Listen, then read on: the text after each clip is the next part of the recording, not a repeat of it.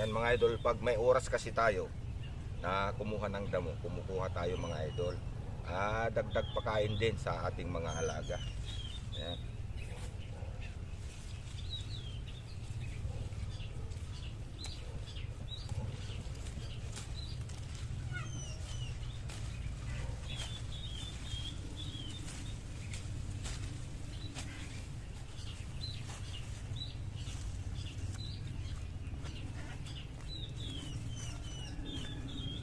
Saka kung ganitong nalilinisan kasi itong mga tanim natin mga idol, mas matagal din yung buhay nila. Saka nakikita agad yung bunga pag nag-harvest tayo.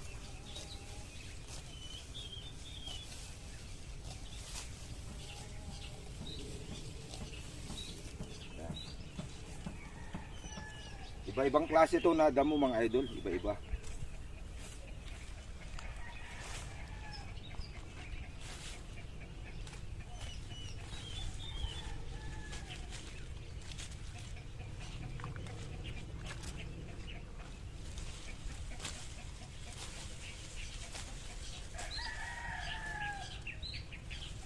Saka pag madamo kasi itong mga tanim natin, dito sa amin, may tag-isang daga mga idol.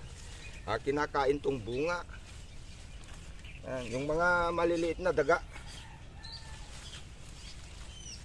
Tawag namin sa Ilocano, marabutit.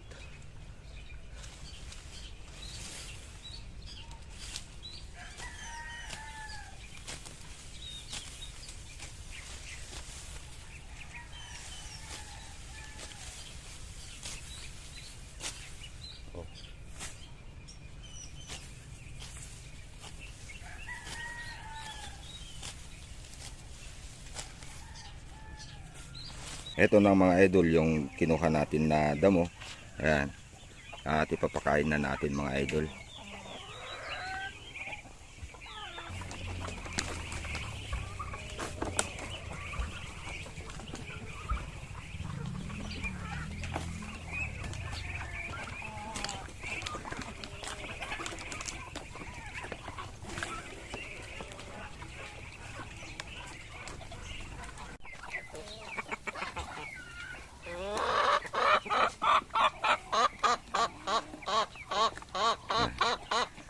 Yung mga maliliit, sobra. Mabubusog na yan pag naubos niya yung damo na yan. At saka natin sila bibigyan ng pagkain na bigas. Yan mga idol. Yan.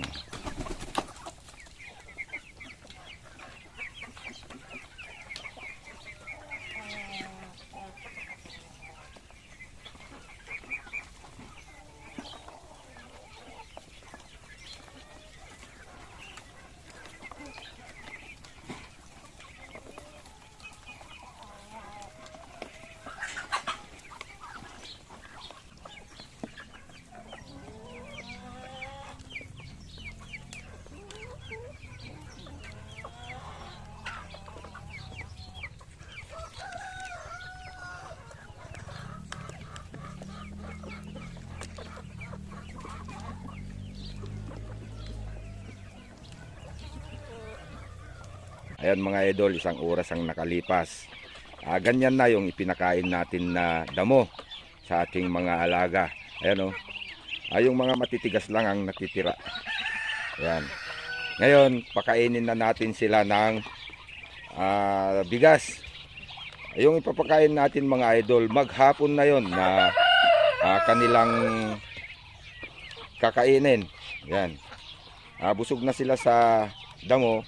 Ngayon, bibigyan ulit natin sila ng pagkain nilang bigas. Yan, papakainin natin sila mga idol bago tayo magtrabaho ulit dito sa bukid. Yan. Yan.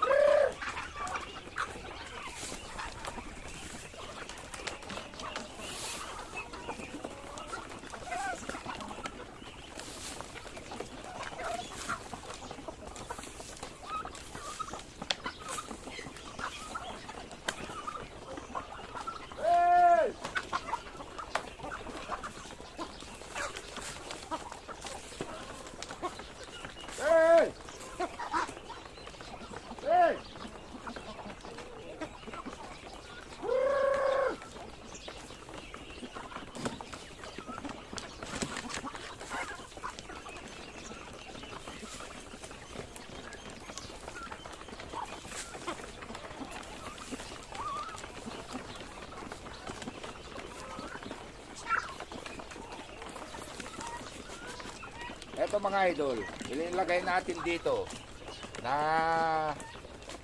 bigas. 2 kilo mga idol, 2 kilo. Pero ito, magtitira pa tayo. Ito yung pag umuwi na ako sa bahay, yung ititira ko dito, mga hapon na, ibibigay ko para maipon sila dito sa loob. Yung kumain na aso kanina, diyan talagang sinira yung nasa gilid kasi yung pato, tinukman ng aso, tapos sinira yung net, nailabas niya yung pato na ganito kalaki mga idol. Ganito kalaki.